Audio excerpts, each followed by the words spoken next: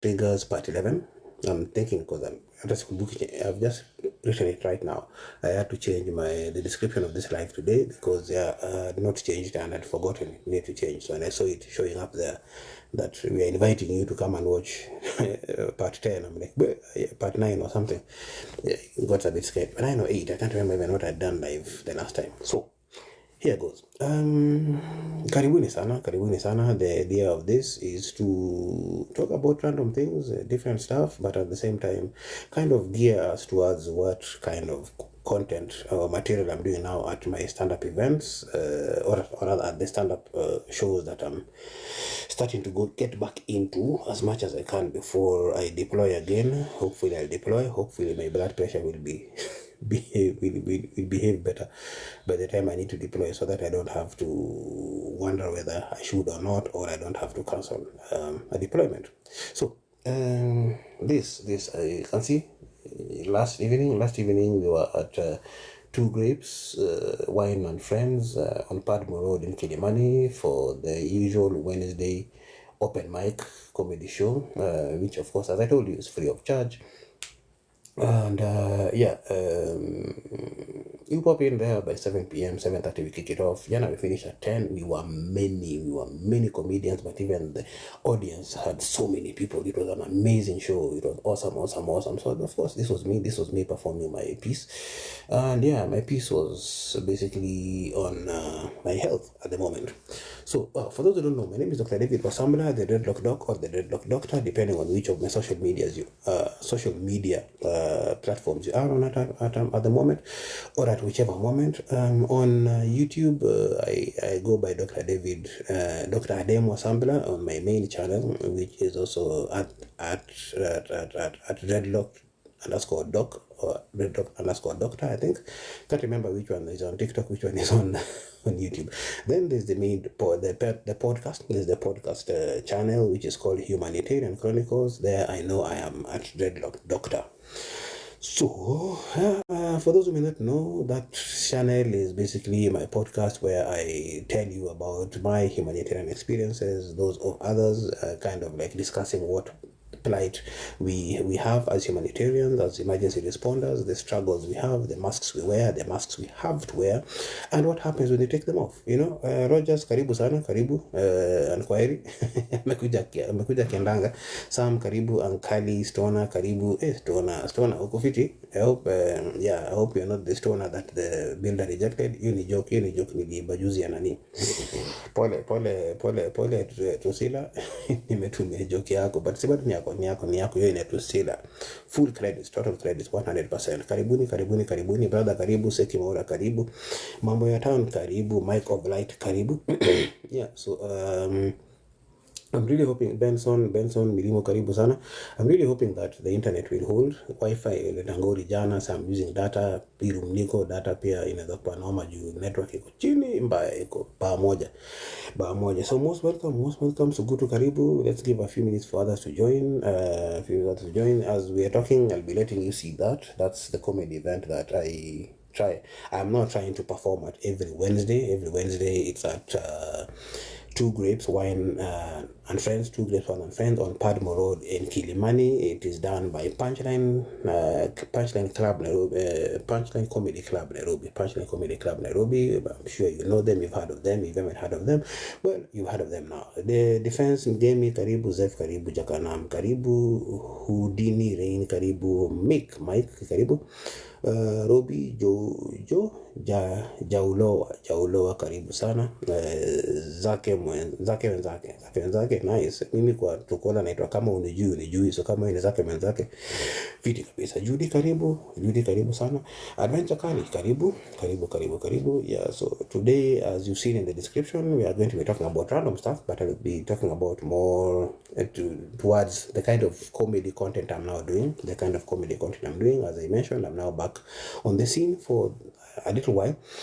before I deploy for the next mission. And yeah, I'm trying to see if I can revive the funny bone, the comedy that I used to do before I went for humanitarian mission. For those who don't know, I used to be on the Real Housewives of Kawangware. I was a Baba Boy, and if you thank you so much, Moha, karibu PK, karibu Maish mkurugenzi, karibu Jujan Kid, Hesbon Bundi, karibu Hanan Films, karibu Sugutu, karibishana, karibu Mwige, karibu Nick at Cars, karibu mamake Elida. Nick at Cars, unauza magari gani wapi? So tuone kama tunaweza kutumia wateja. Yeah, Nick at Cars, karibu. Yeah, Mwige tumesema karibu tena. Kwambua, karibu. So yeah, as I was saying, yeah, what was I saying? Yeah. I'm trying to get back onto the comedy scene. I used to do that. I was Baba Boy in the Real Housewives of Kawangware many years ago. Ndio tulianzishaga show tukifanya hapa kule news around 2010 2011 huko, and then after hapa kule news ikaza Housewives of Kawangware. So I was on hapa kule news briefly, then we kicked off hiyo show ingine. Carol karibu, Basil Crawford karibu, Voice of Sapara, we Jabulani mzoefu karibu, Jabulani karibu, mzoefu karibu, watu wazani ni mtu mmoja. Steven Kitavi karibu sana. Fenzo karibu sana, karibu. Yeah, so I was on that show, and then for those who remember, in 2014, Baba Boy left the show and went as an engineer to West Africa to help build hospitals to treat Ebola patients. By coincidence, just by coincidence too, because yeah, things happen. Yeah, I also went to West Africa, Liberia, around that same time as a medical doctor for the Ebola response. So yeah, tulipelekana tukapatana huko.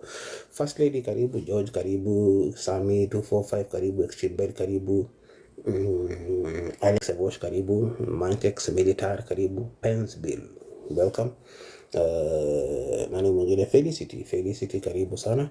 So as I was saying, yeah, so when Baba Boy went for Ebola response, I also went for Ebola response as a medical doctor.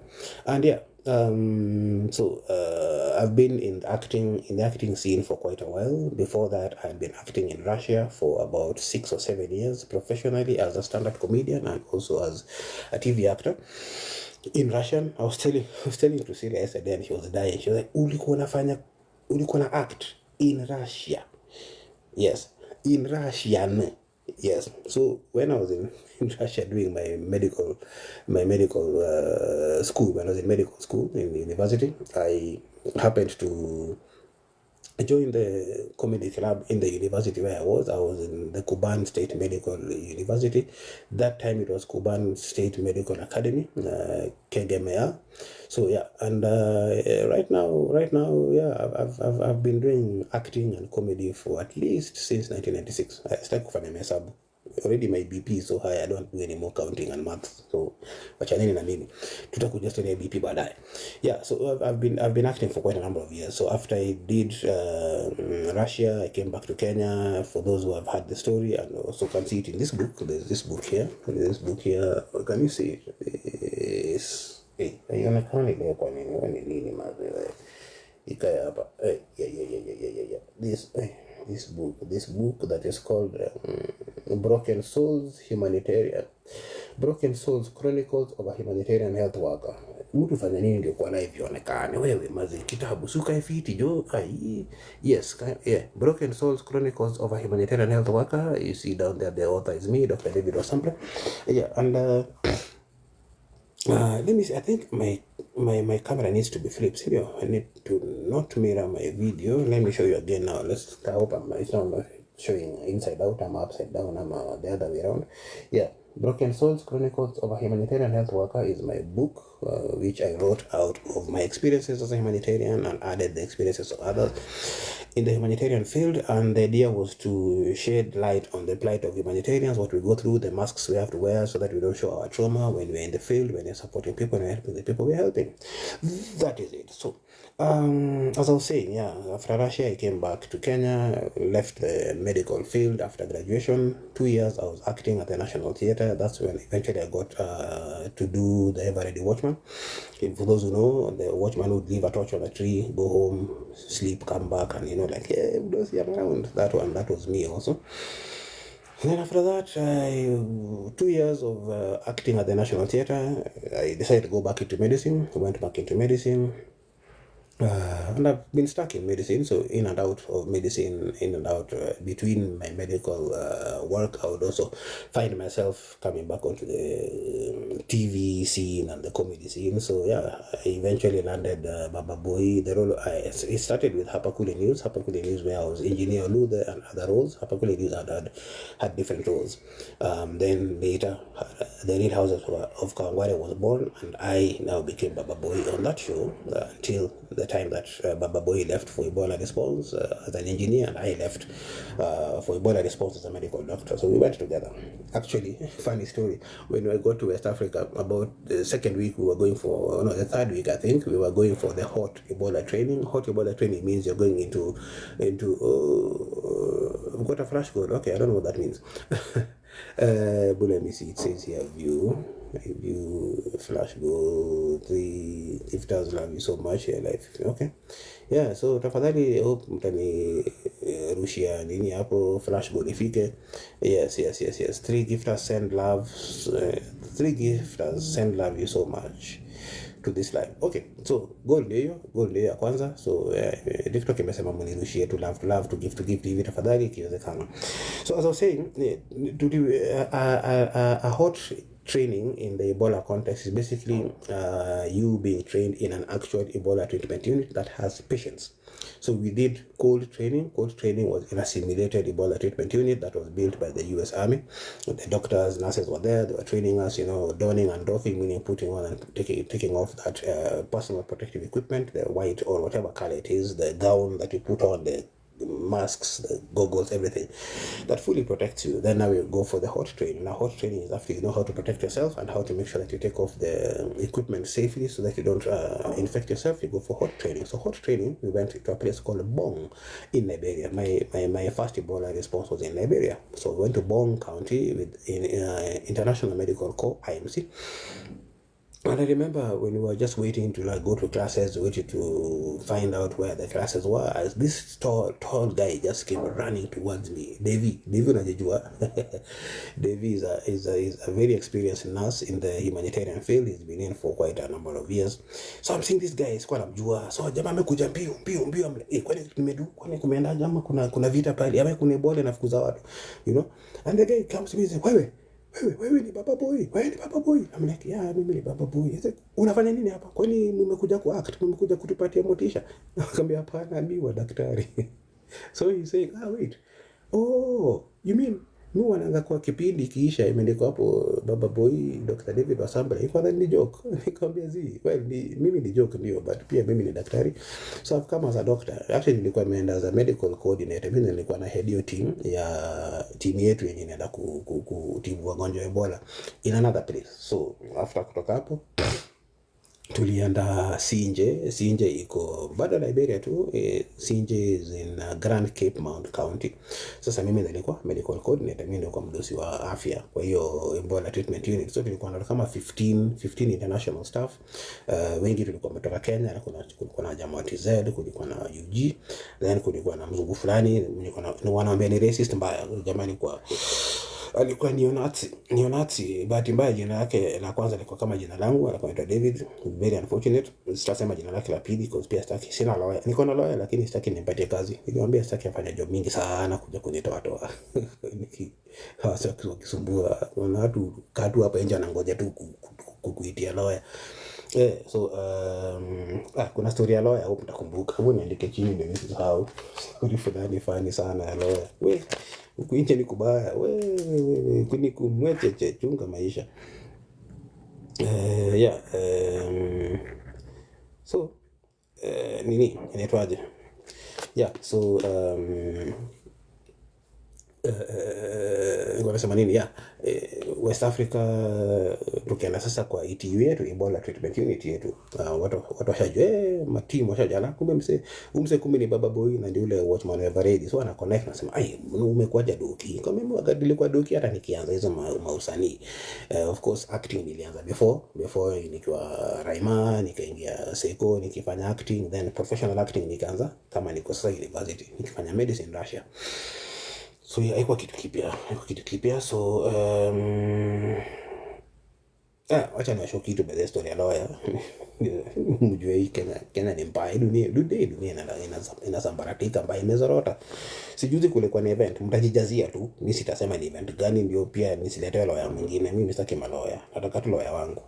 Okay, sawa. I have one lawyer, that's what I need. Okay, nikipata wengine ni sawa tu, lakini nataka tu ya moja mwenye wananisort. So juzi kulikuwa na event, jijazieni ni event gani, na nilikuwa MC kwa event. Event ilikuwa fiti, ilikuwa fiti vinoma, ilikuwa fiti kuruka, ilikuwa bie. Tulikuwa tunapeana mazawadi, mawadi, nasema asante kwa madaktari, kwa manurses, kwa manani, kwa hospitali wanafanya kazi nzuri, na nyinyi public mlichagua, tunashukuru sana kwa hiyo story, tunashukuru sana. Kwa hiyo mlifanya Empress, karibu sana. Leo tunapiga story za vile comedy yangu imechange, vile my comedy Danto, karibu. We're talking about how my comedy material is changing over time. Yeah, so tulikuwa hiyo mtaa, tukafanya event vizuri mazee, ilikuwa overwhelming. Watu walikuja wengi, madaktari, manurse, pharmacist, manini, psychologist, humanitarian walikuwa hapo. Ni mimi na mwingine mmoja mwenye alipata nomination ya award, nisikupata. Mazee ni nini jo, si hata mimi ningili watu wataka soda niambie mazee asante sana, watu nafanya katu job hivi, umeandika kitabu. Hatuna bahati saa zingine, kuna bahati na bahati. Ilikuwa siku yangu, ilikuwa siku ya wengine, so wengine mwenye alipata nomination, congratulations. Leo haifanyi vizuri, inafaa kwa hapa juu ndio kienda hivyo kama bulb. Yeah, so event, kuna mtu mmoja service provider alikuwa anafanya job yake vizuri by the way, na hata tukamwambia after hiyo tumeshukuru sana, hata kama hujakanjwa vizuri, hatujakukanja yote, kwa tunakanja pole juu ilikuwa overwhelming, but ile ndio tulikuwa tuna expect haikuingia yote. So ilibidi tukabonge na wasi hoteli, tukabonga na watu kwa shoni aje by the way, tuko hivi event ni ya kwanza, kuna vile ngori kiasi kimuku tu, but mtupatie time. Na sasa akasema sawa. So wanasumbua na tukumbushe, lakini tunadunga tu tao moja tao mbili hivi, anatulia tao tatu. Sisi kwa ubaya ati hatutaki. Ilikuwa ni event ya FAO, na hizo ndio hatukuwa nazo. Umecheki tini watu ni vijana. Okay, sisi ni vijana. Ni vijana, mimi niko 51, niko 51. Okay, niliambiwa niko 20 plus 31 experience. So niko 20 years plus 31 years of experience. Hii ni filter. Hii nyeupe, hii ni silver, hii ni filter. Msijali, hii ni filter tu ya TikTok. Siku moja nitaweka real face muone. Kumbe kwa mzee sana, na kwa 20 si 51. Sawa. So ni vijana wamejitolea, wanajaribu tu kuona kama there's a way to establish kitu. Ilikuwa ni event ya kwanza kabisa Kenya ambapo manini wanakuwa awarded, medics na hospitali na nini institutions zinakuwa awarded. So si event ikaisha, ikakuwa fiti, tumeshukuru maze tuko fiti, but najua mbele labda kutakuwa na madeni. Zilikuwa kibao, deni big mtu wangu, unaongea domo. So mwenye nado yake haikuwa the most by the way, yake I think nilikuwa kidogo. Amezusha, nataka dozo zangu nilipe. Sina mshoni aje mtu wangu. Tupe time. Tujakataa, unajua pale tuko namba zetu tuko nazo, unajua pale utatipata, so usikonde. Baadaye tafadhali naomba mnaweza tap munifollow, nitawafollow back nini ikiisha, live ikiisha. Karibuni sana. Ni Baba Boy, formerly Baba Boy from Real Houses of Kawangware, formerly Ever Ready Watchman from Ever Ready commercial. Ndio mnakumbuka mse, najua saizi niko na Madrid, nimeona mjui na tundevu mnakosa kunitambua. Anyway, so wacha hii tumalize story. So mtu akadecide hapana, nyinyi wasee bana, nyinyi hamtaki kunilipa, kaenda katafuta lawyer. Mtu wangu ushaichapa kalosu, tunashanga kumbe nilidhani niko na suit moja, kumbe kuna suit pia ya lawyer inazaletewa. So mse mwenye alikuwa ndio mdosi wa event mazee, akona suit moja na ni broken suit, alafu akona suit ya lawyer. So akona suit mbili. Mtu wangu Festo, uko fiti, uko na suit mbili, ati mimi niko na suit moja tu. Anyway, so ukianza kucheza mbaya, ukikaa mbaya kidogo kwa deni ya mse, umetupwa kwa lawyer. Ule mse hapa alipeloa do mob, akuja daido kidogo, lakini ujue akona nguvu. Ndovu ni kuu ama ni aje? Anyway, so hivyo ndo kumeenda hiyo event. So tunangoja sasa hawa sasa kuna madeni kubwa tuitia ICC, tuitia Trump akuja tuokote. Mkisikia Festo ameokotwa mjue Unajua ni kungori. Anyway, yes, by the way. So by the way, kama uko hapo unataka kusupport Festo kiasi, Festo mnamjua. Festo ni ule Dr. Festo. Dr. Festo ndio founder wa Daktari ya Quick One, Daco. Daktari ya Quick One ni founder, is passionate about what he's doing. His podcast is amazing. Please go to Daktari ya Quick One, iko hapa on TikTok, iko kwa mitandao zingine, iko YouTube, iko Facebook, sijui kama iko, but at least najua Instagram yuko, but yeah, the main nini is on YouTube. Hapo ndo unapata long content. Yeah, so please follow Dr. Quick One. Dr. Festus is an amazing guy, young fellow. Nowadays I can say young fellow, by the way. I can say young fellow juu kuna young kunishinda. So yeah, follow him. Na kama unasikia mazee, unaweza kwa kidona hivi, sponsor hivi, ongea na Festo bana, tusaidie. Sorry, asubuhi mapema maalaji zimerudi. Tumeweza kupanga Daco 2026 hii mwaka. Tunatarajia November, December hapo tutachapa ka event ingine, the second in the country. We want to make it bigger and better, so please follow Dr. Quick One. Sisi usituone madako yako, usituone, but pia tuone madako yako ili ulete sponsorship. So kama uko na connections zote, please welcome. We welcome any support that you can give to Dr. Quick One. And then yeah, let's make the next event bigger. Let's make the next event better. Let's make the next event even more memorable than the first one. Sijui kama nitakuwa ni MC, itakuwa tutaona. Dr. Liz anaweza kuwa pia atakuwa huko, my co-host from that event, or vice versa, the host and I was co-host, whichever the case may be.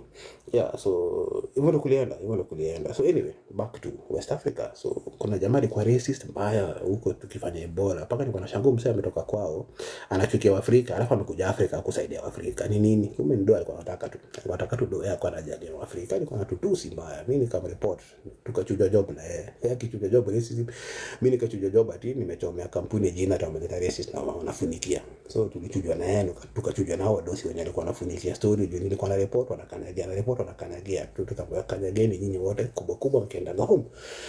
Ndio maibu zote zitoke. Mwenye na report aende na mwenye reportiwa aende na mwenye anafunika report pia muende pamoja. Tukaenda pamoja ndege moja. Ilikuwa fiti, lakini unajua sometimes unafaa ku risk. Unachujwa job for doing the right thing. I'm seeing somebody, Diana Diffrey. Diana, thank you so much for joining. Diana, karibu sana. Diana is a fun. Okay, ameanza kuwa fun juzi, but Diana gave me very good advice. I appreciate Diana, by the way. I gave you feedback, but that was good advice. Never panic no matter what is going on around you. Thank you so much, Diana. Diana, if you just joined now, today we are talking about how my comedy content is changing from what I used to do before Ebola response, before I became a humanitarian, and what I'm doing now. Single mom, karibu sana. Single mom uko fiti? I hope you're well. Yeah, goal ya leo ni like nini, gift tatu. So kama unaweza dunga like gift hapo nitashukuru sana. I really appreciate. And to pite goal, if you can get 3 goals, I'll have achieved the goal ya kwanza yangu ya live. Itakuwa fiti. Yeah, single mom, thank you so much for liking. Thank you so much, I appreciate. Yeah, so yeah, today we're talking about how my comedy content is changing. Vile mejoin, you see that hiyo ilikuwa jana jioni, pale Two Kilimani upande Road, nilikuwa went. I'm trying to get back onto the comedy. So yeah, I was back there jana event. Oh, thank you so much, single mom. Nashukuru sana. Appreciate. Thank you so much. You got mtoi. Single mom got mtoi, mwambie amesalimwa na Daktari Rasta mwenye anapenda kula pasta, na alikuwa pasta kitambo na ashawachia job. So yeah, ujinga tu. Anyway, so let's talk about so kuna bonga stories za Ebola na nini na vile nilikuwa hiyo huko Ebola response. Nani mwingine amejoin hapa? Na tuko mtu tatu. Asante sana Suzy, karibu. Thank you so much for joining. Appreciate. Target leo ni gift tatu. Single mom, nashukuru sana. Asante ya utamgotea. Mwambie hivyo hapo. Mwambie top shota. Yes, kabisa. Yeah. So Ebola, that's where now pia nakutana na watu wenye wanajua nini yangu ya unisa ya usanii. And of course ilikuwa it was interesting. It was interesting, people recognizing me after many years. Wow, single mom umetuma ingine tena. Wow, thank you so much single mom, nimeshukuru tu sana. Gotea mtoi tena, iko nini, lazima ajue tunamtambua be deadly. Thank you so much, thank you so much, I really appreciate. Thank you so much for those gifts. Hey, asante hata nashukuru sasa tena single mom sasa hizo si ni most sikatai, lakini nashukuru sana. Yani ni kama blood pressure yangu itashuka, itakuwa fiti, nitapona. Ukipata fan kama huyu unaweza kuona blood pressure. So yeah, wacha tubonge the story of the day. Live haitakuwa mrefu sana, itakuwa fupi kiasi. So jana kwa hii show ya jana sinabonga hapo 20 years. So I'm 20 years old. Niliambiwa niseme niko 20 years old plus 31 years of experience. Basically I'm 51. Niliturn 51 17th of February 2 weeks ago. Yeah, and yeah, it is amazing to turn 51 because unaanza kuona life be different. Thanks Diana for liking. And single mom, asante sana, nashukuru sana for the support and for being here and for the gifts. Tena single mom, asante kwa maua, hata maua kwako kwa wingi. Thank you, pokea maua zako zote. Mtu asikupokonye maua, usitunywe maua ni zako zote. Ukipata maua pale chukua, useme ulinipatia alafu nimekurudishia. Chukua alafu uambie ni Rasta alisema. Wataza kuambia ni aje huyu Rasta ni nani? Mtambui. So how has my content in comedy started to evolve? Evolve saizi, I guess muambia watu when I began writing this book, if you can see it, ionekani vizuri sana. Yes, Broken Souls, Chronicles of a Humanitarian Health Worker. This is my second book, and this book has come out of my experiences as a humanitarian. Ninaangazia stories za humanitarian chenye supitia, na ile mahitaji tuko nayo ni mental health support. Tupate mtu anatubongea. Unataka usichapwe, mwenye atakuchapwa, single mom, mtu akikuchapa mwambie hivi, your father, mwambie waka your papa, alafu kuja kwa live next time ulisho alikuchapa. Twende tumchape sisi wote, si ndio? No, niko na wase, kuna mabodyguard watana kumtandika, don't worry. Watu ni wengi watamtandika. So anyway, back to this event. This event is inakuwa kila Wednesday, ni open mic, ni sare kuingia, ni sare kuja kuperform, hili kuja Monday, kuja workshop at the same place, 2 Grapes Kilimani. Unakuja workshop, tunafanya workshop nini, kuna classes hapo mfiti sana. Eric ndio founder wa nini, Eric Lusavali ndio founder wa Punchline Comedy. Punchline Comedy is a very amazing nini. Kama mnajua Dave Chappelle when he came, was it 1 year or 2 years ago, Dave Chappelle alipokuja Kenya, ni Punchline Comedy walimleta. Thank you so much again. Thank you so much again, single mom. I really appreciate it. Thank you. We're the number one gifter. Thank you so much. I appreciate kabisa. So I wanted to bring Dave Chappelle to Kenya, Punchline Comedy. So they're doing an amazing job. It's visionary Eric ni ku raise a new crop of comedians who are able to touch all audiences. When anabonga Kizungu, anabonga Kiswahili, anabonga Sheng, anawatrain. But pia anawatrain how to deliver, how to package your jokes, how to deliver, how to find your comedic voice. Vitu kama hizo, it's a whole like class. Ameisomea, so ana pass your knowledge. And then of course anarizwa say amepeana hiyo platform ya open mic. It's the longest running open mic show in Africa, I believe. Thank you so much again. Thank you very, very much. Wow, 50% of my life goal is completed. Celebrate the moment. Mina celebrate. Sijui vile celebrate. What else does someone do to celebrate? Mina celebrating hivi. Mimi nafurahi, asante sana. Na hiyo yani nina achieve goal imeenda, but nimepata 80% of the goal iko completed juu ya single mom. Single handedly helped to complete the goal. Asante, you are awesome too. Thank you so much. Wow, mimi hata sijui niseme nini by the way. Single mom huko bie. huko BA. Nashukuru sana. So back to the story.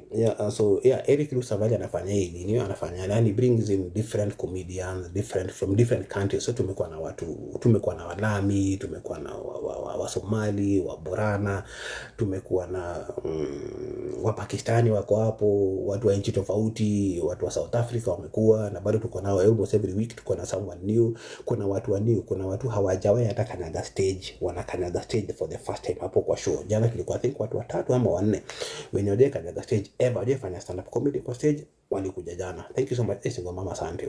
Sasa hii si live kwetu kusema asante. Hii live kwetu kusema asante kwa single mom, because single mom, you're awesome, you're amazing. Thank you so much. You are such a blessing. I really appreciate. Really appreciate. I can't take you for granted. I can't take anybody for granted. Nyinyi wenye mko kwa live. Hii live imejaa, tuko watu 4, nyinyi 3 plus mimi. Thank you. I really appreciate. Thank you so much. Please share ndio watu wakuje. Tuko na bado kama maybe 20-30 minutes kabla nifunge, because nafaa kwenda NTSA kutafuta driving license yangu. So itabidi nimeanza kuchangamka mapema kiasi. So hii show ni fiti sana. Hii show ni BA kuruka.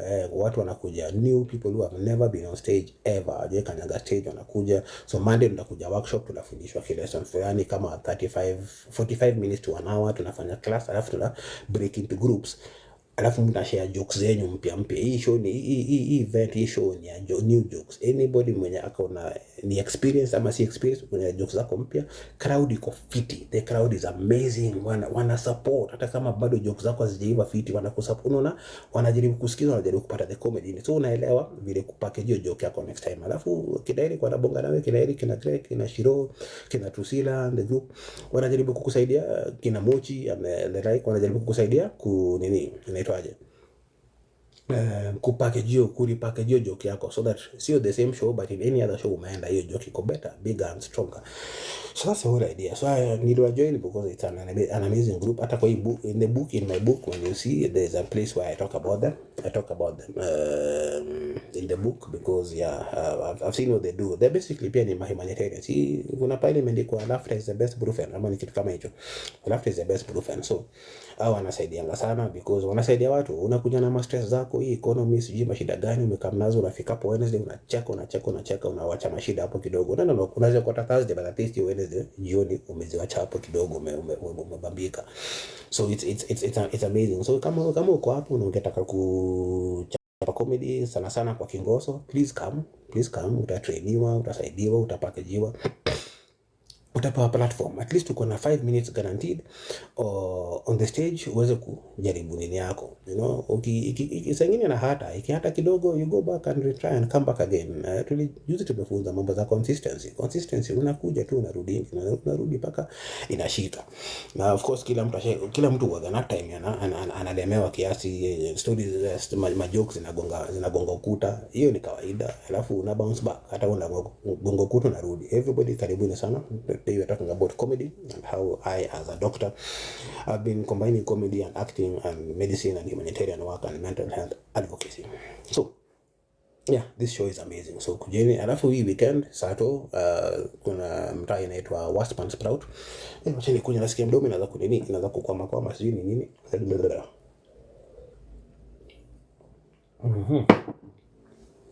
Hii ni juo.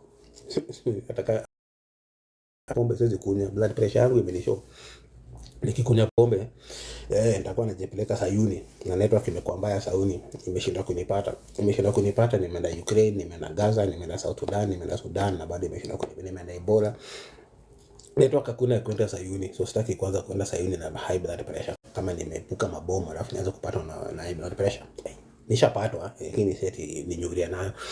Anyway, so yeah, if you have an interest in doing stand-up comedy, maybe you've never tried, or you've been trying, or you've tried before and you want a platform, yeah, Punchline Comedy Club Nairobi is the group to join. Two Grapes Kilimani Padmo Road is a place to be. Monday tunafika by 6, tunafanya workshop vile nimesema, class, then tunafanya groups, na jengana in the groups as fellow comedians, tunasaidiana. Alafu Wednesday una perform kama umefika in time. Kuna sheria, kuna rules za kufuata, but yeah, have a chance to perform. Jana ilikuwa imejaa both comedians, ilikuwa imejaa na mafans. watu walikuwa wengi jana.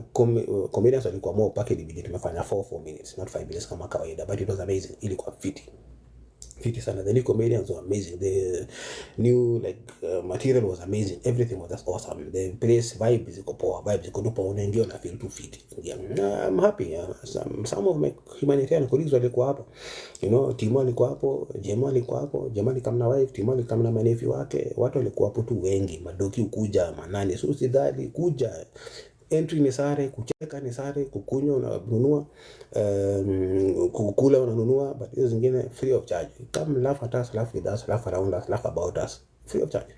So let's go to the gist of this story, of this live ya leo. Ilikuwa ni kubonga story ya usanii yangu na vile imechange. So before this I used to do more of situational comedy, improv comedy. Sasa bado nafanya improv kidogo, but it has changed to me telling the audience my story, my real life stories as a humanitarian, my real life stories as a medical doctor, my real life stories as a mental health advocate on stage, but finding the funny part of it. That's my therapy.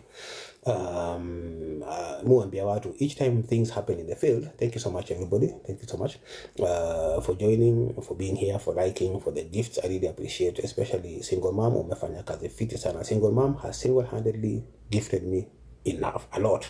Nimeshukuru. So as I was saying, my comedy now has evolved into my life, what it is that I'm going through, what I do. And I was telling people that nikiwa feel, for example, vile tulikuwa Ukraine, alafu tukalipuliwa one morning, tulichapwa, hatukulipuliwa sisi singekuwa hapa, ama labda mimi ni ghost, ama zini maghost, sijui. Missile ililand karibu 1 kilometer away, ballistic missile. Hiyo mjua ilikuwa gani big kama size ya basi, inaanguka. So ilichapa asubuhi saa 11, ikatingisha the whole building, ilitingika bubu. Mimi nikaamka, mimi nilikuwa nimelala, nikajipata nimesimama kando ya bed. Sijui nilirushwa nje ya bed ama niliamka, but nilikuwa nimelala nimesimama. Na cheki vitu zinaanguka, akili yangu ikasema mimi hebu nichukue bag yangu, quick run bag, niende bag kadogo iko na documents zako na dodo kiasi kikiumana unayepa nayo. Laptop nimechukua, nimeanza kutoka kwa mlango, kukumbuka wewe sijanyora, nilikuwa nimekazwa bedhe. So sio kama nilikuwa nimekazwa juu ya uoga ama kukazwa kuamka. Sema nisiponyora bedhe alafu kulipuka kingine ni dead, nitapatikana kama nimejikojolea. So sitaka kwenda hivyo. So hebu ni nyore haraka. So nikamera haraka nikatoka. Tukaenda basement kujificha.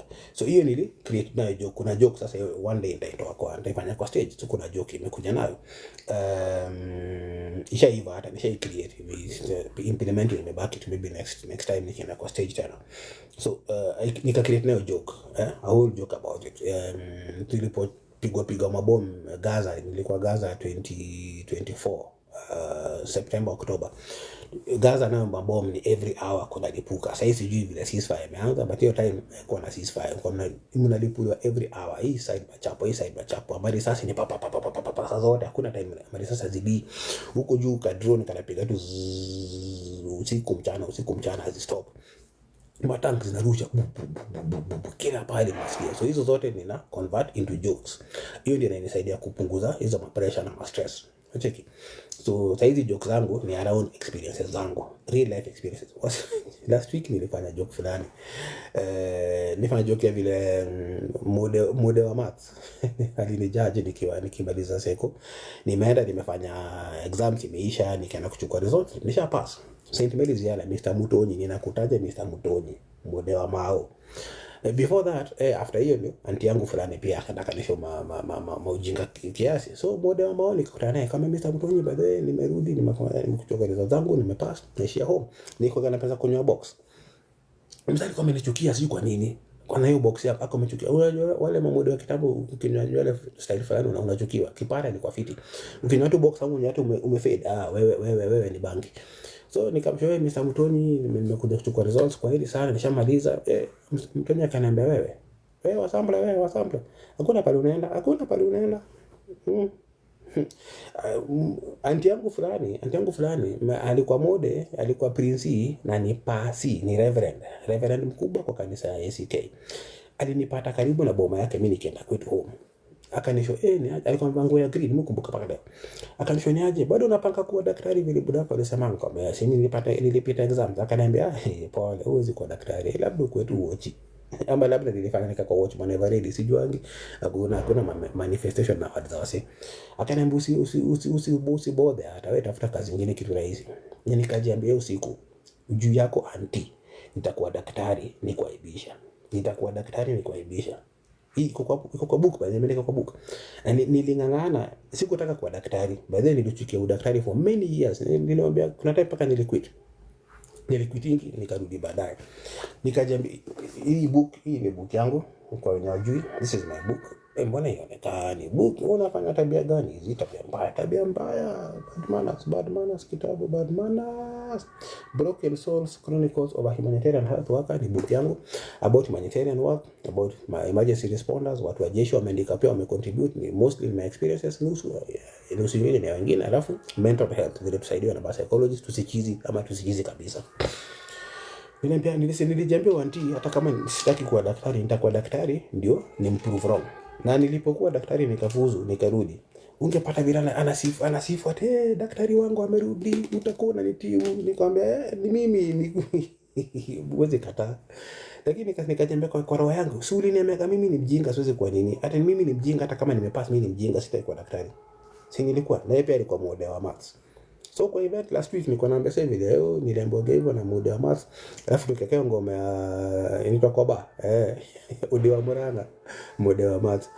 Wanasema hatuendi bali. Nikafanya hiyo joke na hiyo. So hiyo ilikuwa ni experience yangu ya life. Watu dhani ni joke. Paka leo wase hata kwa crew wanadhani ilikuwa ni joke. Haikuwa joke. Bali ilikuwa kweli. Mimi niambiwa sitakuwa kitu. Niambiwa sitafika pale. Niambiwa sitafika pale. Na sasa nashukuru si ati ni nachukulia mzaha ati nimefika. Nashukuru sana ati niko na hii chance. Naweza kuwa niko doki na mimi ni msanii na mimi ni humanitarian na mimi nimeandika book na nina support mental health na mimi ni actor kwa TV comedian vitu kama hizo zote. Nashukuru niko na talent zote naweza kaa pamoja. Sasa tunabonga naweza pass message ya humanitarian, ni pass message ya mental health nikitumia talanta yangu na ujuzi yangu. So I mean sina ni nyingine, sina any other way of appreciating goal imeachieve. You are saying wanoma sinashukuru mazi. Acha tuset goal nyingine tu update.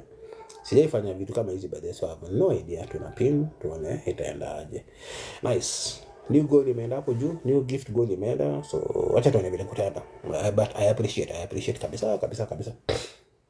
So jana usiku nimefanya joke ya blood pressure. So nikasema vile si niliturn 51 lakini niliambiwa na mtu mimi si 51, mimi ni 20 years plus 31 years of experience. So mnacheki hii ni blood pressure machine. Mbona zionekane? Hii ni blood pressure machine ilibidi nimeibuy juzi. I had to buy this blood pressure machine niweze kucheki pressure yangu. Kwa nini? Si mmekuwa mnanifollow, Diana amekuwa anafollow, anajua single mama amshua ameona kwa post zangu. Juzi nimeenda kutoa damu kuzi yangu fulani hapo kwa msika, alikuwa na operation. Mimi nimeenda kutoa damu na donate damu. Wakapima pressure wakapata mtu wangu pressure yake iko over 140. Ilikuwa 149 over 103. Wakanisha boss hii pressure iko juu sana. Uwezi peana damu. Rudisha hiyo damu yako nyumbani na mapresha zako. Niko hapa nganguri kameanza. Nikalenga nikasema itatulia. Sikuwa nasikia mgonjwa. Mimi sikuenda kupima usi ati kutibiwa, nilikuwa nimeenda kutoa damu. So sisikii mgonjwa, sisikii chochote. Ndio maana high blood pressure huitwa the silent killer. Juju wangi pake kuchape. So unless umepima tu kimakosa kibahati upate. Unapata tu msee amepata stroke, msee amepata cardiac arrest, amepata heart attack, kama msee amenyuria. Kumbe ukicheki baadaye unapata pressure ile ikashoot ikamchapisha. So mimi ndigundua kumbe pressure yangu iko juu, haijai kwa juu ever. Kuna msaka nikafikiria ama ni hizo stress za job. Hii kwenda West Africa miaka 3, South Sudan miaka 6, Ukraine mwaka 1, Gaza mwaka 1, Sudan miezi kadhaa, kufanya kazi Moyale miaka 3, pigo marisasi manini karibu niuliwe by the way, vitu kama hizo. So labda ilikuwa hizo pressure zimekuwa zikibuild up over the last 22 years. Nimekuwa daktari 22 years. So labda ni hiyo, sijui. Juu nikaenda clinic. Nikapimwa, walinipima kila kitu, walipima heart, every single test wangefanya, every single test wangefanya, walipima. Wanaambia hati iko poa. Haina ngori. Nikaenda lab, sasa Tuesday, Monday nilipimwa, Monday nikienda, nikarudi hosi kufanya kutoa damu tena, wakapata sasa imeenda hata juu zaidi. Sasa Monday ilikuwa 169 over 113. Yaani imeenda already niko stage 2. The next stage ni critical. Critical ni stage 3, alafu hapo sasa unaweza pata umeenda sayuni teke. So nikaenda hosi nikapima, wakapata wewe iko juu, wakapima kila kitu. Tuesday sasa nikaenda lab nikapima damu, kila kitu wakapata hakuna ngori. So nikapata labda ni stress tu buda. Nikapewa madawa, so ninameza madawa sasa hizi. Nishaanza kumeza na meza for the next, bado nishameza siku 3, niko na siku zingine 4. Tuone kama inafanya kazi. Inasaidia, inapungua kiasi. So ilibidi nimebuy blood pressure machine, najipima asubuhi jioni. Hapo katikati nikisikia vibaya kiasi, sisikiagi kitu, so mimi upima tu kuangalia kama labda kichwa kinauma, na pima just in case labda nimeshoot sana. Na jana usiku ilikuwa 169 over 125. Yani economy na inflation inapanda, blood pressure inapanda, zinakimbizana. So jana nikafanya hiyo nikafanya jokes juu ya hiyo. Wase wanadhani paka leo nilikuwa na joke, bado sikuwa na joke. Nilikuwa naambia tu kweli, pressure yangu iko karibu kuninyurisha.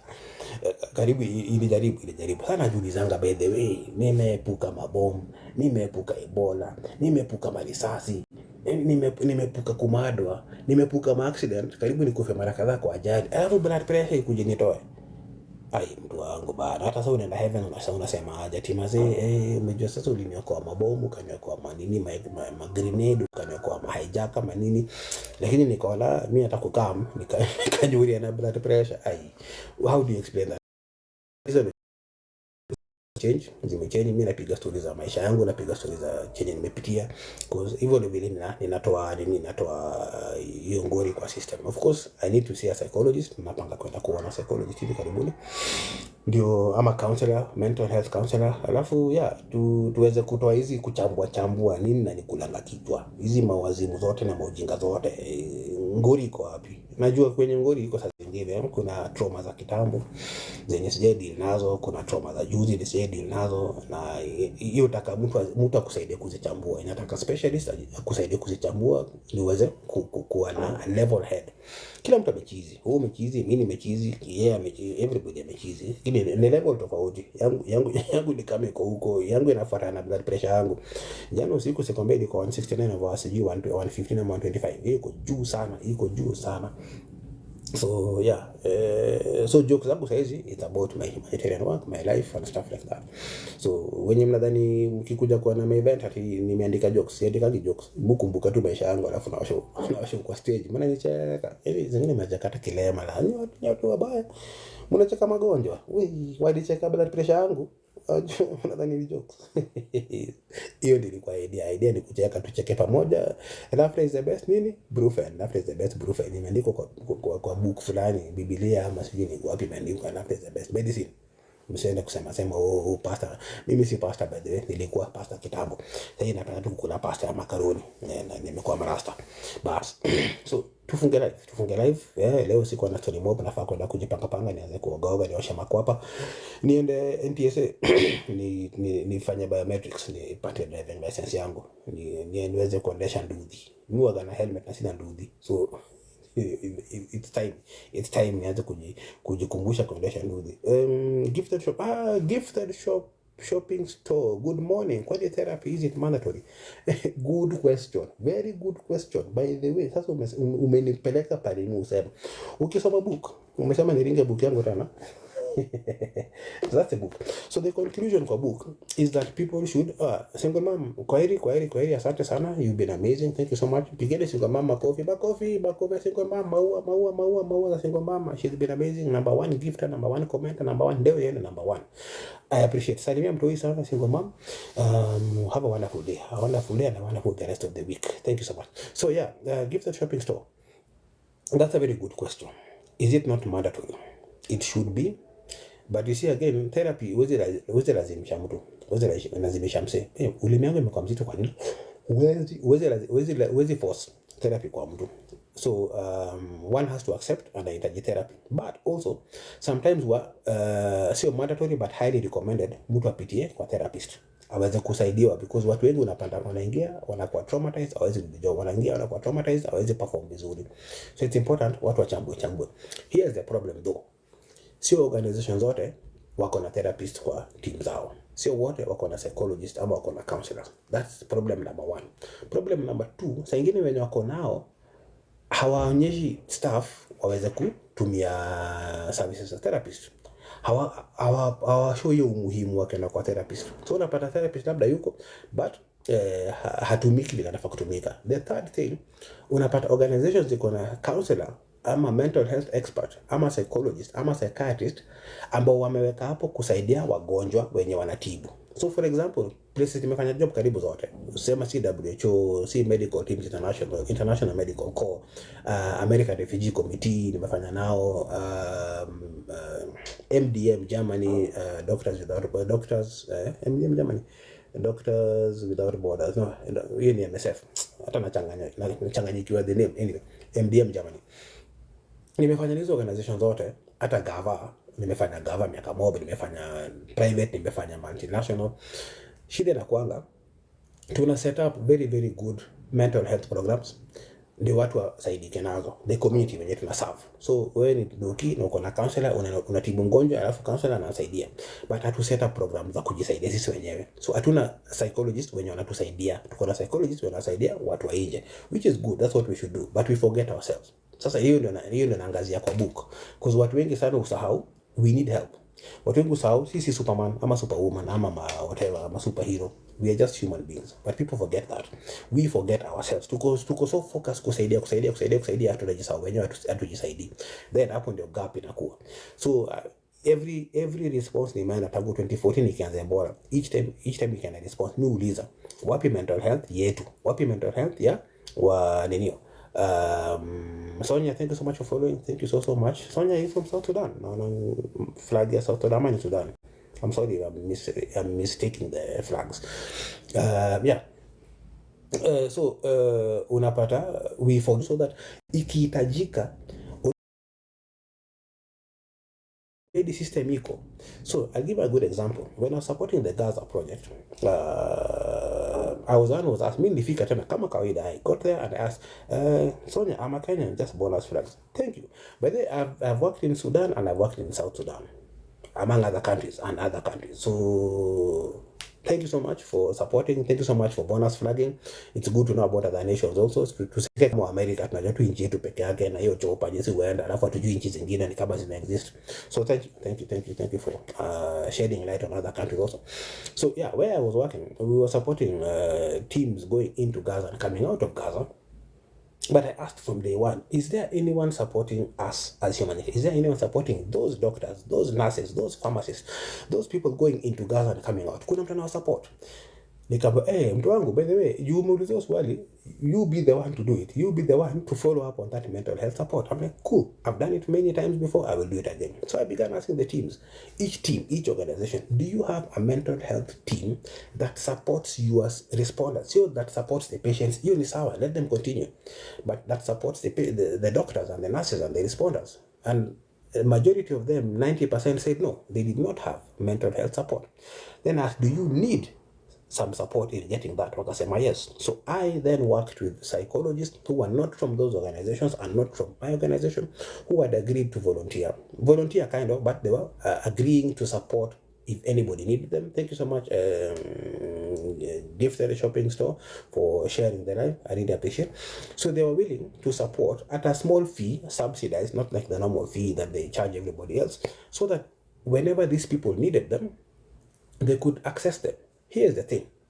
You need mental health support before entering a conflict area or before going into mission, so that you are prepared mentally for what you're going to see, what you're going to hear, what you're going to feel, what you're going to experience.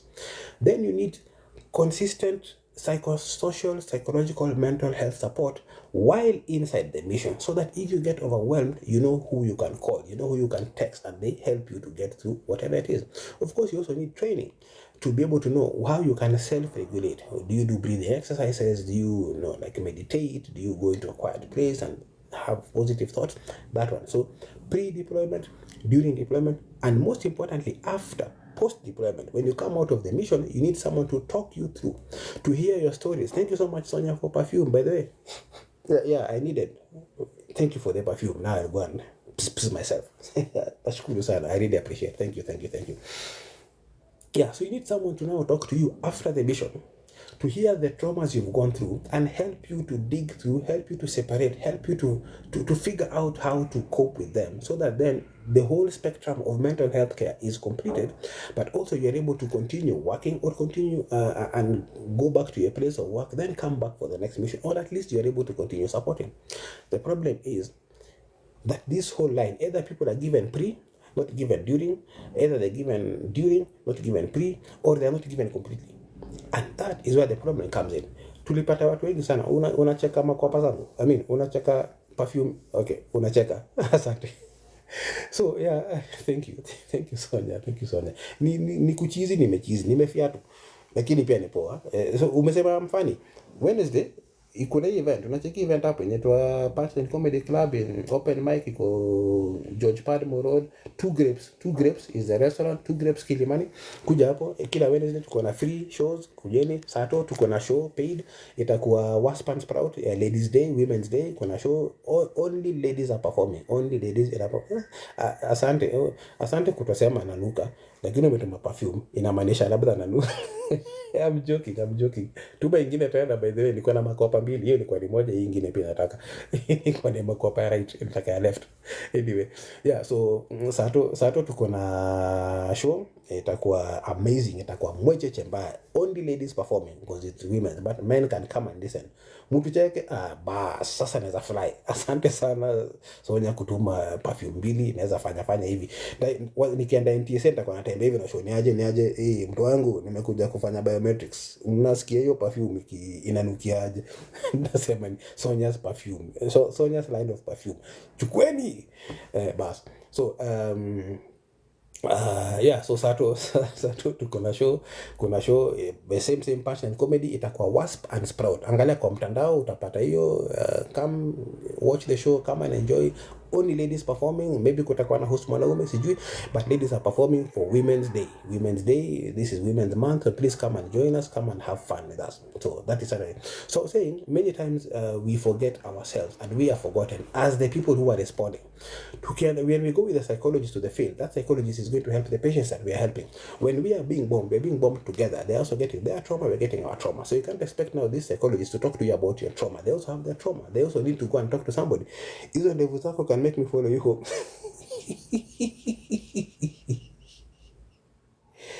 Wewe Sonia, tuongee nyuma ya tent, mkutano kiisha. Now I can fly. I believe I can fly. I believe. Your compliment ni deadly. Milioni nimefurahi. Wewe ndanga, mimi naenda ninaenda NTSA, tupatane pale kando ya tent ya green ile chafu. Tutapiga story. Thank you so much. That was funny. Thank you. Funny, but I'm humble. I'm so humble. Thank you for the gift, for the compliment. Yeah. So the problem is that we are forgotten. We forget ourselves. So you can't be talking to a psychologist who is also being bombed with you, who is also seeing Ebola with you, and then mnakaa pamoja, mna exchange notes, mna discuss. It can't work. So that counselor cannot help you. So we need now counselors specifically for us.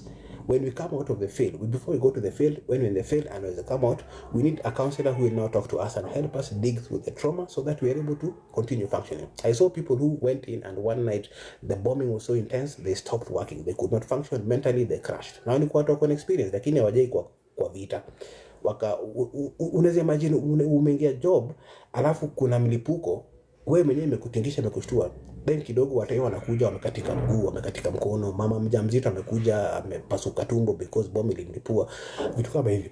Or mumeenda mother amekuja amejifungua, alikuja na familia yao juu anayapa vita, wamekuja wote, yeye na bwanake na watoto wengine na maanko na makazi na manini, group kama watu 20, mother amekuja amejifungua, alafu mnamshow umejifungua after 2 days, sasa itabidi mumeevacuate. Hiyo hosi pia tuko at risk. Kuna hosi zilibomolewa zikaisha, kuna hosi place nyingine Gaza, kuna hosi ilibomolewa yote na bombs. You tell the mother, thank you so much, congratulations on your baby, nini. The mother is released with the family. The family goes. This is a story that I didn't witness, but I evacuated a doctor who actually witnessed it happening. So ni wengi Gaza. Sasa kuna a group inaitwa lone babies. Kuna group watu kama a baby is born, 2 days later the family leaves, evacuating to a safer place. Then you hear boom somewhere in the direction they went. So you're hoping it's not them. You're hoping it wasn't close to them. You're hoping they survived. So of course, next thing you're putting together ambulances to go and see what's up. A report comes in, people have been injured, people have been hurt, a huge group of people. You got there with the ambulance, and only the baby has survived with injuries. The whole family has been killed on the spot. 20 family members. Remember, this is the mother, the father gone, the siblings gone, the uncles gone, the aunties gone, cousins gone, grandparents gone from both sides. They were escaping, and then they were hit by a missile or hit by a drone or shot to death. Only the baby comes back alive. A 2-day-old baby comes back alive. The whole family is gone. Comes back with injuries. One of the babies came back alikuwa amekatika mkono, almost cut off. They were forced to let me verify, because this guy is thinking that I'm inactive. I don't know how I'm inactive, and you're on the show and they are seeing me on the show. Yeah, so there is a problem. The problem is that the baby comes. That time there are no medications, there is no painkiller, there is no anesthesia in the hospital. Borders zimefungwa, kuna vita napigano, the medicines can't reach there. They had to stitch this child without any anesthesia, without any painkiller. It's not local painkiller where the injury is, not at Yalale. 2-year-old child was being stitched screaming because there are no medications to be able to help that child. Now family yote imekufa. Lone baby syndrome. It's a thing right now because so many babies would be born, and on the way out or wherever they are, the family is all killed, the baby survives. It is crazy. Now imagine you are seeing that, and maybe the psychologist who is there with you for the patients is seeing that. That psychologist can't talk to you and help you because even they are traumatized. So we need now a team, a group that is available for the responders. Kazi yao the responders. They can help the community, but their job is the responders. When we are now crashing, then we are able to go to them and get support that we need. That is it. That's what I'm fighting for. That's what I've been fighting for many years. And when I was on the Dr. Quick One podcast, we talked with Dr. Festus and we agreed, you know what? Maybe I will need to become the change I want to see.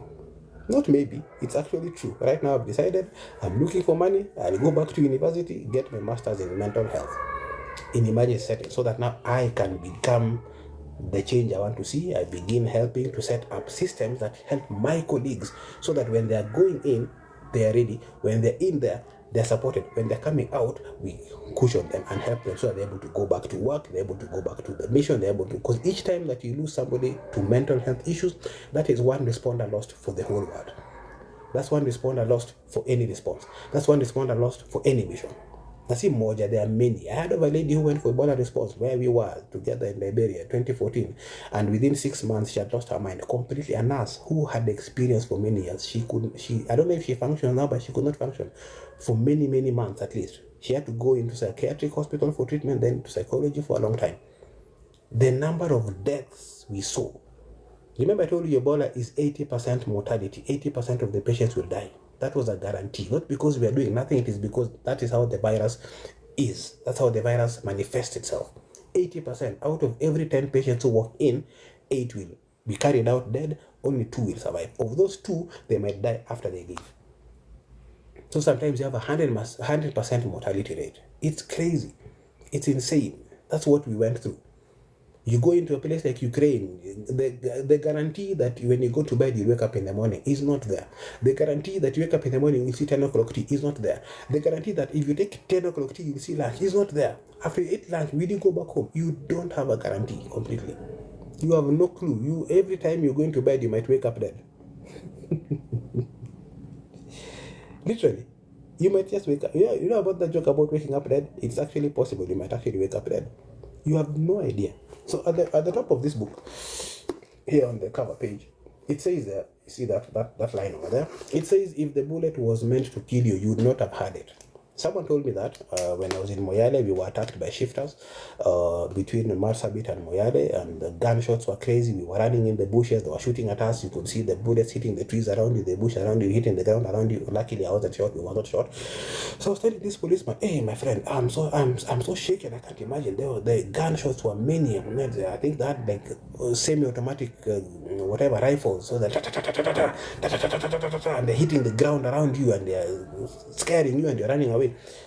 And I was telling him, hey, but mimi nimeshtuka bro, hey, mimi siwezi, hey, sijui nitafanya nini. The guy told me, bro, if the bullet was meant to kill you, you would not have had it. The fact that you had all those bullets, they were not meant for you, which is true. Maybe you had it hit your leg, you're not meant to die that day.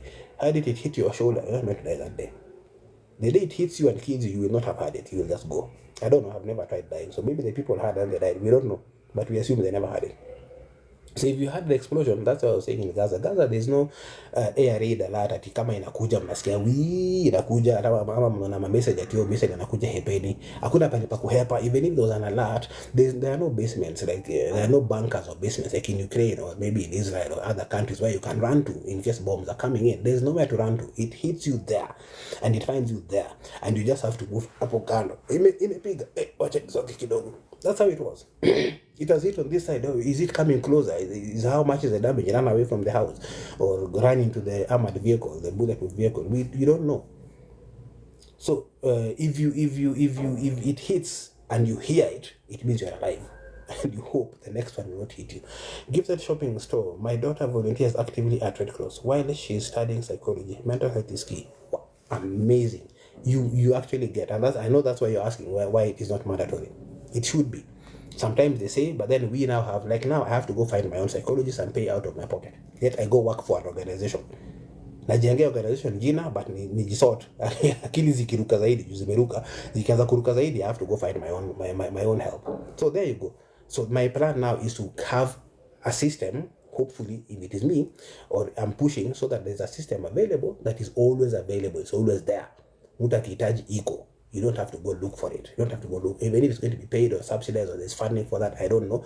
But we will see how it goes to work in the future. But it is always there. That's the plan. So your daughter knows way more than I am. Has she bought this book? Has she bought this? Has she bought this book?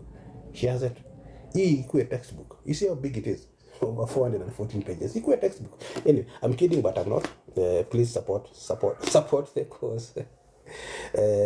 Judith. Oh, thank you, Judith. I mean, I've been calling you by the name I'm seeing. I don't see your another name. Judith, thank you. It is a pleasure. I appreciate. I am honored that you're here. I'm honored you're commenting. You've been commenting. You've been very supportive even through my journey of my high blood pressure, manenos. I appreciate. I do not take it for granted. So I'm about to wind this up. In parting short, this book is still available. It is available at the Bookworm Gigiri Courtyard. It is available at Kibanga Books. It is available at Nuria Books. It is available on Amazon.com and available on Kobo.com. The Bookworm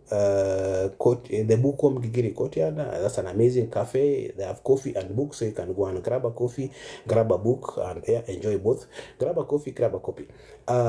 We have it at Kibanga Books. Kibanga Books is in the middle of this, in the CBD in Nairobi, corner house, Kimathi Street, 5th floor. Nuria Bookstore. In Nairobi, in the CBD, junction of Tubman Road and Moi Avenue, the Bazaar building, 1st floor.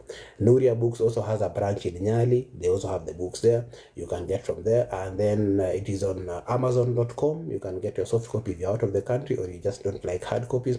And on Kobo.com, if your device is not Kindle enabled or you don't have a Kindle device, you can get on Kobo.com. You have the soft copies there. We are hoping to expand soon. Itakuja, and then I'll let you know. I'll update you on where else we are stocking the book so you can be able to buy it. Corner House got it. Thank you. If you don't want to go there, you can just order online. They'll deliver to you. The ones in Kibanga Books are all signed, so you'll have an autographed copy. Then next time we meet, I can now put in your name and put in a special message. But for now, you'll get it. It says thank you, and it's autographed with my signature or my prescription or my bad handwriting that might be Brufen. I don't know what I wrote there. In other point, Brufen. Yeah, so thank you so much, thank you so much for that, Judy. I really appreciate. Thanks for the follow, thanks for the support, the gifts and the likes, and being on the live. Yeah, so I talked about the book Broken Souls Chronicles of a Humanitarian Health Worker, my second book, right, written about humanitarians, the plight, the struggles, the masks we wear, the mask we have to remove. Sometimes we take off the mask after mission and it is very ugly even for us. The traumas we see sometimes we don't want. The reason I haven't gone myself is because I tried going to a psychologist and we began digging into my past and remembering how I never mourned my mother, I never mourned my father, I never mourned my three late brothers. And I was so traumatized for 2 hours after that. Because I'm unajua nini? I've survived all these years without all this. I will not continue doing it. I was told to go to see a psychiatrist because you don't sleep at night. Went to the psychiatrist. They asked me many things. They gave me some medication for sleep and asked me a lot of things again about my past, and it was so painful. Nikamwambia umejua nini? Sirudi huku tena. And so I've never gone back, but I need to go back. I need to go back. Now that my blood pressure for some reason is trying to compete with the inflation of this country, I need to go and check what is going on. It could be the trauma. Could very easily be the trauma that is the cause of my current blood pressure condition. So I need to go and have someone dig through, feel the pain, run, cry, whatever I need to cry. So remember there were 2 podcasts I was crying on. I think I triggered some traumas. And I scared myself, and things were coming up from the past, remembering my late mother who decided, my mom is rude. My mom was rude. She just decided, we were talking. You know, the way you're talking to someone, then they keep quiet and they ignore you. My mom just ignored me. We were talking there, chatting. I'm next to her on the bed. She's sitting there, not sick, nothing at all. Then she said, my son, can you let me rest? I thought she was resting. She has been resting for over 12 years. She just decided, I'm done with this economical problems and these stories of this world. She decided to just pack up and leave. And she left and went to Sayuni. Who does that? How do you just decide, I'm going to die now? See, I sleep and then you sleep. That's rude. My dad was even worse. You know the way when you leave the house when you're at home and then you disappear without telling, and then you go and delay and you come back and you're spanked. Unachapwa you umechelewa nje. My dad woke up one morning at 2. Akatuambia ati ameenda choo. Akutambia he used to go at 2 because alikuwa mzee, alikuwa clock yake akili ilikuwa saa 8 usiku, ikifika anaenda kunyora. Mzee alienda kunyora alafu akakata kurudi. Tunashangaa huyu ni aje? Kwani una hara? Kwenda kucheki. Aliganya. Hizi ni gani? Like we talk to them in God, hizi ni gani? Hizi ni mawot. My brothers, 3 of them. If you see in the book, when you ask me how many were in the family, I say we are 3. At what age my dad passed away at around 69 going to 70. He would have probably been, I don't know, 80 something, 90 something by now. My mom passed away at 75. So they were advanced in age. They had eaten salt. So they were not young people. So yeah, it's unfortunate. Yeah, my brothers passed away also. The three of them, my 3 elder brothers passed away. So I usually say we are 3. My elder sister, me, and my younger sister. We are 3. Because if I say we used to be 6, I now tell you, our firstborn passed away, and our secondborn passed away, and our thirdborn passed away, and we are orphans. My dad and my mom passed away, and now just no. Instead of explaining all that, we are 3. See, we are 3 anyway. So yeah, that's it. So yeah, it's tricky. So imagine now all this I've been carrying, and we got when with the psychologist who are now digging, and she was like, wait a minute, you've lost all these people. Some of them, your mom you saw passing away. Your third-born brother passed away in your house in Moyale. How did you cope? Amnekai, nilikunywa chai, nikakula madazi, maisha yakaendelea. So that's why I say sometimes we carry our traumas into the field. Some we don't even remember, and then you are now seeing, and people, a woman is telling you in Ukraine, my family left when the war started, and now it's been 2 years. I don't know where they are. I can't even get them on phone. I don't know whether their phones got lost or they died. You find a shosho who lost her whole family. She has no clue are they alive or dead. She doesn't know. Anakupigia story, half of her house was blown up. She lives in half of the house. She tells you about how they were fighting from both sides, Russia and Ukraine, and her house is in the middle. She didn't know when she was going to die. She was just hoping they can bomb her so it stops getting scary. You hear all that one is left on you. Then where do you take it to? My first 2 weeks in Ukraine was so traumatized. I didn't know I was traumatized. I just could not sleep, and I just had a constant headache and a constant heartache. I had no idea. Later, I realized, it was the things I'm seeing. You're imagining in this building that had 10 floors, and it is now down. There were people inside that was bombed. You thought it was bombed at 5 in the morning, meaning they're all asleep. They never had it. If they had, they still passed away. Most of them were very injured. We see all this. It has to go somewhere. Where does it go to? For me, I am lucky. It can go into my book. For me, I am lucky. It can go into a comedy support, into a comedy event. I saw support from you. Do you have a support system now? Kind of. Not yet a psychologist, but I have some people who are very close to me that I can talk to, who are also humanitarians. Some are humanitarians. I can talk to my children. I look at them and I'm like, now these ones are my mental health support. When we make fun, we laugh at each other. They laugh at my stories sometimes. It helps. So I have an outlet. My outlet is my book. My books that I write. My outlet is when things are happening that are crazy, I write them into a script. I find the funny side of it and I prepare. Now I'm lucky and I'm happy that I'm getting onto a platform like this, and I'm talking about my traumas, but in the comical way. People think they hear the stories, they think I'm writing stories. I'm writing jokes. I don't write jokes. I actually talk about my story. That's the idea of this live today was say the evolution of my comedy. May I tell stories about what I have gone through in a funny way. So people think that I'm actually writing that, hey, umerihas vizuri, you've rehearsed well, you've written. I'm like, I didn't rehearse. I just came and told you part of my story, what I've gone through. They don't believe me. It's in the book, that's my story. Then I can go to the gym and squeeze out and push out the demons that are haunting me every time. Sometimes you sleep and I'm remembering 2014, the patients who died of Ebola that I saw. And then there's no one to, as you say, support me. So, okay, good, colleagues with similar, yes, very true. Colleagues with similar experiences who have been in the same place. There's one very interesting fellow. He's called, his nickname is Gaino. He's a very, very experienced humanitarian. We were with him in the Ebola response. We are still close friends. Close friends till now. If you read in the book, I talk about him. You will see specifically this guy who, when we were in the Ebola response in Liberia, took a cup of milk, put on the table, and said he's making yogurt. And he left it there for 2 weeks. So it was growing more. Gaino, unacheka, soma kwa kitabu.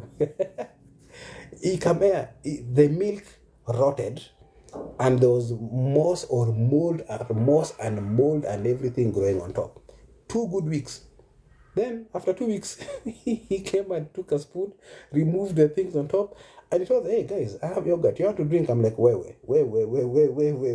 Take your bangi there. And he drank it as we were watching. How could you hear he's alive? I'm meeting him today. Guys, crazy. Yeah, so when we meet with him, our mental health support is we just talk about stupid things. In the book, I tell you how we see Salimiana. Hey, Buddha, Ujanyuria. Uja daddy. That's our greeting. Uja daddy. You haven't died. Then we're like, mimi ni kama man. I'm like a cockroach in nuclear. Cockroaches don't die. Baba boy. Amigo, ebu niambie jina lako. Baba boy. Mimi ni Baba boy. Umejuaje. Do you know, the other day, I'm amazed that someone knows me as Baba Boy. The other day, I went to visit my cousin. My cousin who, if you read in the book again, is called Andrew. I was with him just before I got the call from another cousin that I'm supposed to go to Russia to do medicine. This guy saw me growing up. He's much older. He's 60 now. He saw me growing up. So he knows me very well. But he hasn't seen me since 2014. Juzi nimeenda kumtembelea. No, not 2014. He hasn't seen me for 5 years. For 5 years, yeah. Since 2021. So I went to visit him kwake. So nimefika. I didn't know his house. So nimefika. I'm like, umesema number 5. So I'm calling him. I'm like, hey bro, nimefika. So I can hear him inside his house on his phone. Umefika, uko wapi? Niko kwa gate. Gate gani? Hapa nje. So he is thinking about the main gate of the estate. I'm like, no, I'm outside your gate, number 5. So kumbe ananiangalia kwa dirisha, hajui ni nani. Anacheki mrasta, mandevu, mkubwa. He's like, hey, my cousin that najuanga, cousin yangu, is a slim guy with maybe a small beard with short hair. So he's wondering, who is this rasta guy? Ama ni jamaa bangi amekuja kuomba no. I'm like, niko kwa gate yako. So he realized the guy he's talking to is the guy at the gate.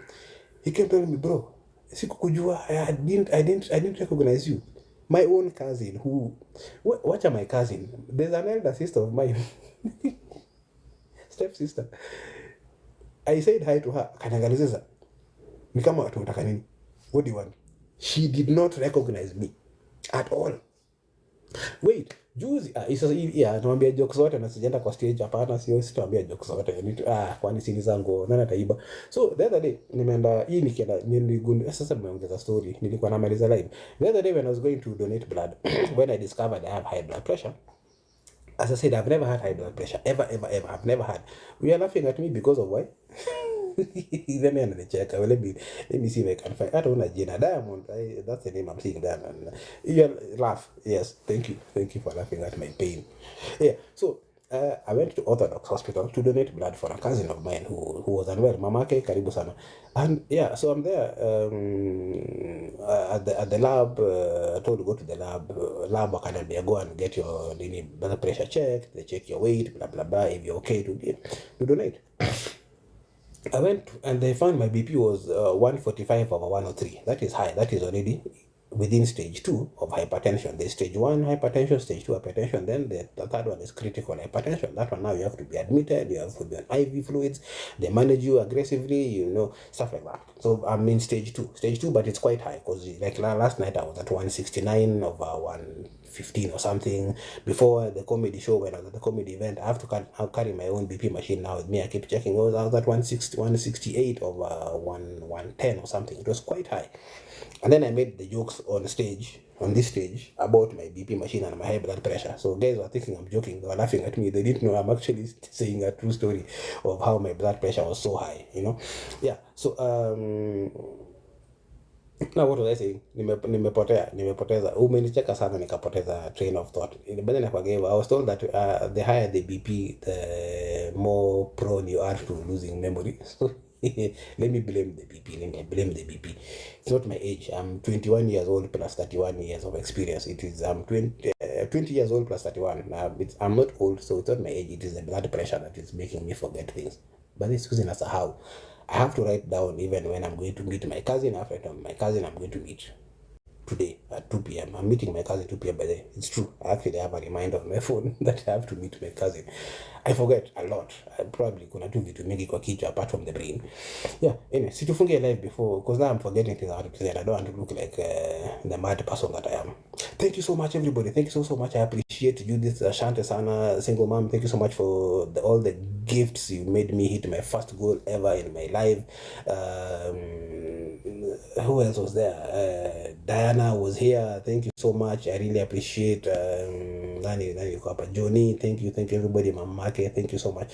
Thanks everybody who has been here. Thanks everybody who's had the patience to stay with me. Thanks everybody who listens to my stories, listens to my complaints, listens to my cries. Thanks everybody who listens to the what is it called? To the plea for help for humanitarians. I really appreciate your time. I really appreciate that you're helping us put our voice out there to be able to share the stories and also to share the need for mental health support. Again, as Judith has said, she actually has a niece who is in Red Cross doing work that involves mental health. That's amazing. She volunteers and she's studying psychology. Let's keep on pushing this out. Again, the book Broken Souls, Chronicles of a Humanitarian Health Worker, my book, is in several bookshops within the country. It's at the Bookworm, Gigiri Courtyard, Kibanga Books, in the CBD Corner House, Nuria bookstore, and the CBD Nairobi, Boy Avenue and Tabman Road Junction, the Bazaar, Nuria Books in Nyali, Amazon.com, Kobo.com, and soon we're expanding to other bookshops. We'll be telling you more about that once it happens. One more time, every Wednesday, come for this show. It's at Two Grapes, Wine and Friends in Kilimani on Padmore Road. Every Wednesday, that's a free show. It's an open mic, so anybody performs new jokes. New performers come and perform their jokes for the first time on stage. It's an amazing platform. If you are interested in doing comedy, come and join us on Monday from 6 p.m. at the same venue, Two Grapes, Kilimani. Come join the workshop, join the groups. We will help you work on your jokes. Wednesday, come and perform them. People see them. You know which jokes work best, which jokes need some more work to do. And just come and watch and have fun. This Saturday for Women's Day, we have an amazing show called Ladies Allowed, or something like that, or Girls Allowed. I don't know, I'm forgetting again. At Wasp and Sprout in Loresho. Only ladies will be performing, and they are hilarious. They are funny. They are crazy. There'll be Shiro. There'll be Miss Priscilla. An amazing performance. Kujeni muone to check kabisa kabisa. I'll be there making a lot of noise as long as my blood pressure stays low. If it goes high, I will be higher in my noise. So, see, you only live once, or you only die once. YOLO or YOLO. That one. Yeah, so please come to the show. Buy a copy of my book. Buy for somebody. Enjoy it. Let's spread the word. Yeah, and let's keep on. What is it called? Let's keep on spreading the word. Let's keep on engaging my YouTube channel. For this is Humanitarian Chronicles on YouTube. Please join there. In the description of my page, you'll find the link tree that takes you to all my social medias or my social medias. Please check it out, and yeah, help us spread the word. My main objective now is to let everybody know what humanitarians go through across the world, what humanitarians and emergency responders go through, and what help we need. That is the main goal. Whether I'm making it in a joke, whether it is serious, it doesn't matter. That is my main goal. And as I said, I'm hoping I'll get some money, go and do my master's in mental health, so I can come back and be the change I want to see.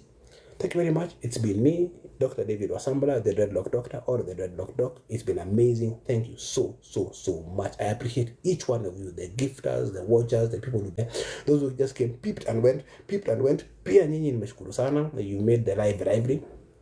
Yeah, have a wonderful day. Have a wonderful rest of the week. Have a wonderful weekend coming up. And yeah, let's see how.